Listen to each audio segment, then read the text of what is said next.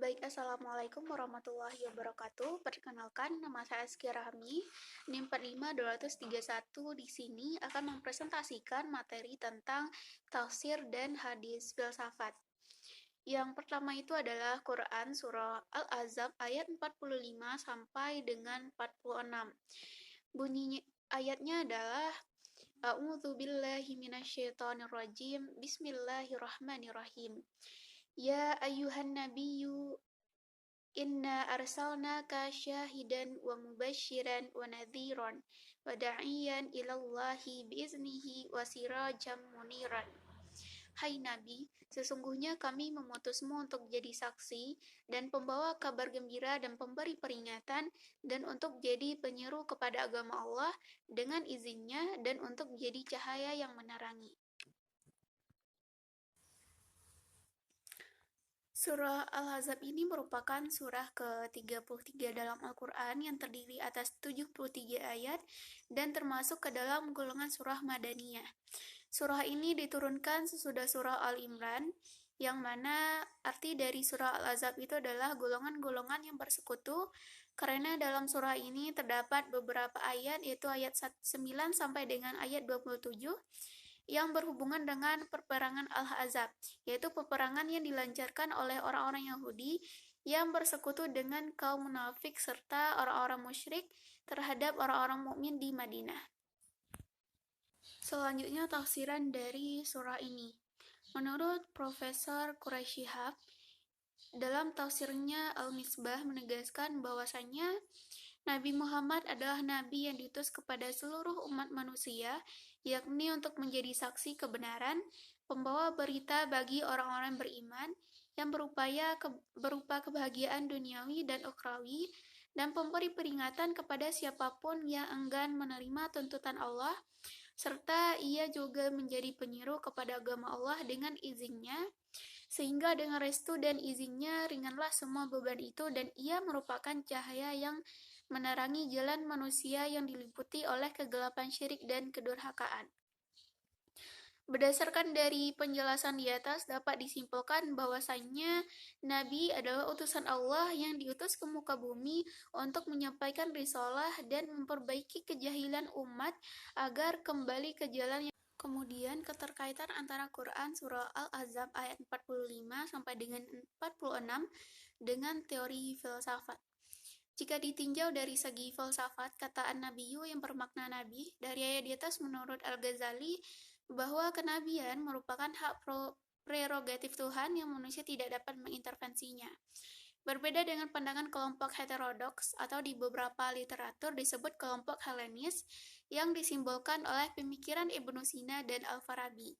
Kelompok kedua ini menganggap kenabian merupakan sebuah keniscayaan dalam roda kehidupan, karena meskipun kenabian berasal dari Tuhan, namun secara bersamaan juga bersumber dari dalam diri manusia itu sendiri, yakni dengan potensi-potensi akal yang dimilikinya.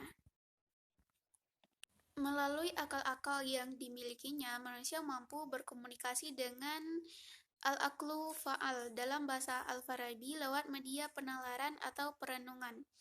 Media penalaran maupun perenungan hanya bisa diaplikasikan oleh individu-individu pilihan yang mampu melampaui alam materi untuk memperoleh percikan cahaya ketuhanan. Sementara itu, cara lainnya ditempuh oleh para nabi dengan intuisi atau imajinasi. Kedua cara tersebut tidak berbeda secara esensial, tetapi hanya berbeda dari segi tingkatannya. Yang kedua adalah Quran Surah Yunus ayat 101 yang berbunyi, Bismillahirrahmanirrahim, Qul inzuru madza fis samawati wal ardi wa ma tughnil ayatu wan nadhuru an qaumin la yu'minun. Katakanlah, perhatikanlah apa yang ada di langit dan di bumi. Tidaklah bermanfaat tanda-tanda kebesaran Allah dan Rasul-Rasul yang memberi peringatan bagi orang yang tidak beriman. Surah Yunus merupakan surah ke-10 dalam Al-Quran yang digolongkan ke dalam surah Makkiyah karena ayatnya yang berjumlah 109 tersebut diturunkan sewaktu Nabi Muhammad belum hijrah ke Madinah, kecuali ayat 40, 94, dan 95. Ketiga ayat tersebut diturunkan setelah Nabi hijrah ke Madinah. Penamaan surah tersebut dengan nama Yunus itu hanya simbol saja, bukan berarti dalam surah tersebut seutuhnya Penamaan surah tersebut dengan Yunus itu hanya simbol saja, bukan berarti dalam surah tersebut menjelaskan dan menerangkan kisah kenabian Yunus. Kata Yunus dalam surah tersebut hanya terdapat dalam ayat ke-98, namun ayat tersebut merupakan bagian terpenting sehingga pantas dijadikan sebuah nama sebagai simbol. Adapun kisah terpanjang yang tertera dalam surah tersebut adalah kisah Nabi Musa alaihissalam dengan Bani Israel yang merupakan kaumnya. Kemudian penafsiran ayat surah Yunus ayat 101. Kata ma pada ayat di atas di samping dapat berarti tidak, sehingga penggalan ayat di atas diterjemahkan tidaklah bermanfaat. Ayat-ayat juga dapat berfungsi sebagai pertanyaan sehingga maknanya, apakah bermanfaat ayat-ayat? Seakan-akan Allah menyatakan, kami telah memerintahkan kepadamu agar menganjurkan manusia memperhatikan alam raya. Tetapi apakah ada manfaatnya ayat-ayat dan peringatan itu? Padahal hati dan pikiran mereka enggan beriman. Pertanyaan di sini dalam arti menafikan, yakni itu sama sekali tidak akan membantu dan bermanfaat. Yaitu ini berdasarkan tafsiran Profesor Quraisy Shihab dalam tafsir Al-Misbah tahun 2019 halaman 515.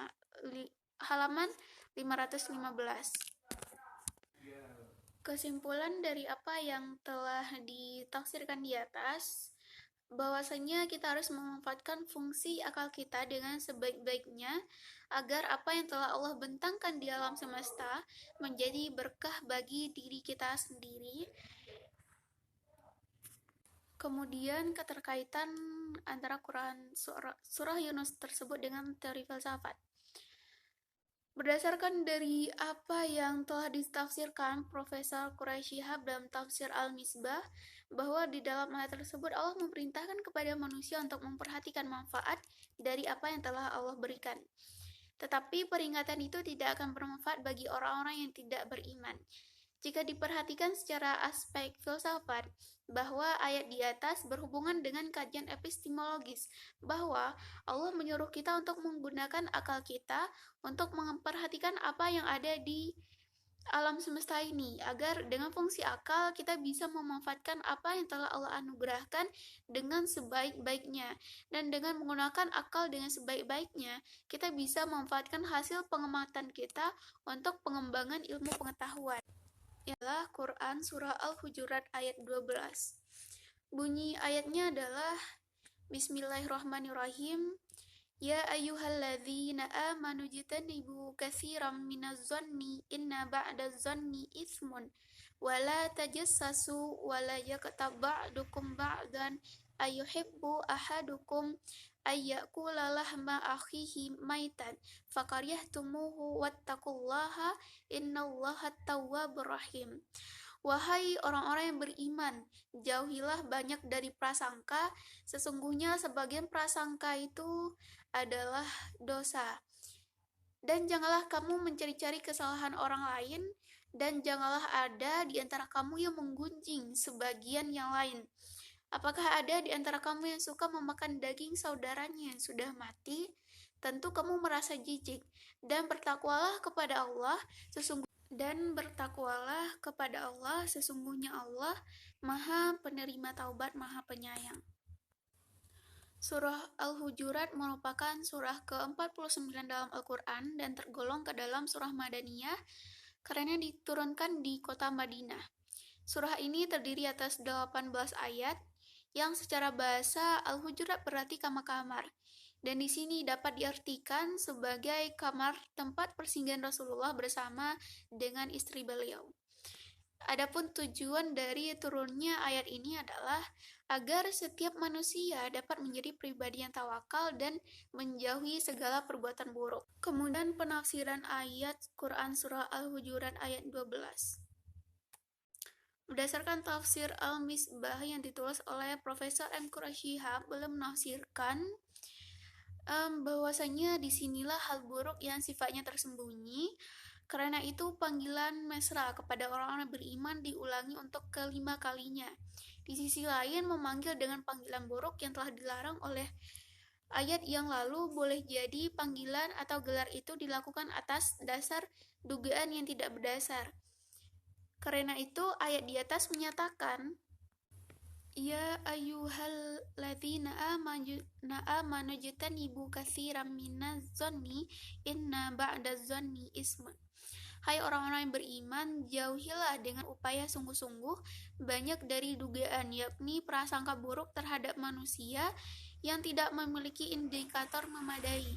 Sesungguhnya sebagai dugaan, yakni yang tidak memiliki indikator itu adalah dosa. Wala tajassasu wala yaktab ba'dukum ba'dan ayyuhibbu ahadukum ayyakula lahma akhihi maitan fakarihtumuhu wattaqullaha innallaha tawwabur rahim. Dan janganlah kamu mencari-cari kesalahan orang lain yang justru ditutup-tutupi oleh pelakunya, serta jangan juga melangkah lebih luas, yakni sebagian kamu mengunjing, yakni membicarakan aib sebagian yang lain. Sukakah salah seorang di antara kamu makan daging saudaranya yang sudah mati? Maka tentulah jika itu disodorkan kepada kamu, kamu telah merasa jijik kepadanya dan akan menghindari memakan daging saudara sendiri itu. Karena itu hindarilah pergunjingan, karena ia sama dengan memakan daging saudara yang telah meninggal dunia. Dan bertakwalah kepada Allah, yakni hindari siksanya di dunia dan di akhirat dengan melaksanakan perintahnya dan menjauhi larangannya, serta bertaubatlah atas aneka kesalahan. Sesungguhnya Allah Maha Penerima Taubat lagi Maha Penyayang.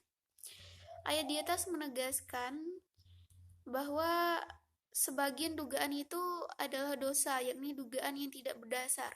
Biasanya, dugaan yang tidak berdasar dan mengakibatkan dosa adalah dugaan buruk terhadap pihak lain. Ini berarti ayat di atas melarang melakukan dugaan buruk yang tanpa dasar, karena ia dapat menjerumuskan seseorang ke dalam dosa. Dengan menghindari dugaan dan prasangka buruk, anggota masyarakat akan hidup tenang dan tentram, serta produktif karena mereka tidak akan ragu terhadap pihak lain, dan juga tidak akan tersalurkan energi kepada hal yang sia-sia. Terkait filsafat, Quran Surah Al-Hujurat ayat 12 menjelaskan kepada kita untuk menjauhi prasangka, di mana prasangka itu adalah bagian dari etika kita terhadap orang lain. Karena telah jelas bahwa untuk berprasangka saja kita sudah dilarang, apalagi untuk berprasangka buruk. Maka dalam konteks ini, dalam Islam hal ini disebut dengan akhlak. Dengan akhlak yang baik kita bisa menjaga hubungan baik makhluk Tuhan. Kemudian ada hadis tentang etika, yaitu larangan makan dalam keadaan bersandar. Rasulullah SAW banyak memberi petunjuk caranya hidup sehat dan meneladankan sendiri bagaimana beliau melaksanakannya dalam keseharian, termasuk bagaimana etika dalam makan. Selain mengatur jenis makanan yang boleh dan tidak boleh dimakan, Nabi SAW juga mengatur tata cara makan. Tata cara makan merupakan hal yang paling penting dan dilakukan berulang-ulang setiap harinya. Tata cara makan merupakan bagian alamiah hidup yang membawa manfaat bagi yang melakukannya. Nabi SAW juga mengatur tentang variasi dan jumlah asupan, kebersihan makanan, kebiasaan makan bersama, dan lain-lain. Dengan demikian, makan harus dilakukan dengan benar, baik dilakukan sendiri, bersama keluarga, ataupun dengan teman-teman. Nabi SAW melarang makan dalam keadaan bersandar, seperti sabda beliau, La akulu wa ana muttaqi'u. Aku tidak makan dalam keadaan bersandar. Hadis riwayat Bukhari. Berdasarkan tafsiran ayat tersebut, Nabi SAW mengajarkan posisi makan yang baik agar saat makan kita tawaduk kepada Allah SWT, menjaga kesehatan dan penting untuk diketahui dan diperhatikan bagi orang yang makan agar memilih sikap duduk yang senyaman mungkin, dan Nabi SAW melarang makan dalam keadaan bersandar agar tidak menimbulkan kesombongan, dapat mengganggu saluran pencernaan dan membuat perut menjadi buncit. Di samping itu juga posisi makan sambil bersandar menurut Nabi SAW adalah model yang paling buruk. Kemudian keterkaitan dengan teori filsafat.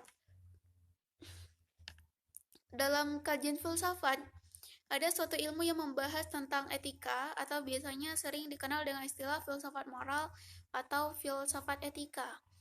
Filsafat moral adalah cabang filsafat yang melibatkan sistem membela dan merekomendasikan konsep perilaku benar dan salah. Dan kemudian istilah etika itu berasal dari kata Yunani kuno, yaitu etikos, yang berasal dari kata etos yang berarti kebiasaan.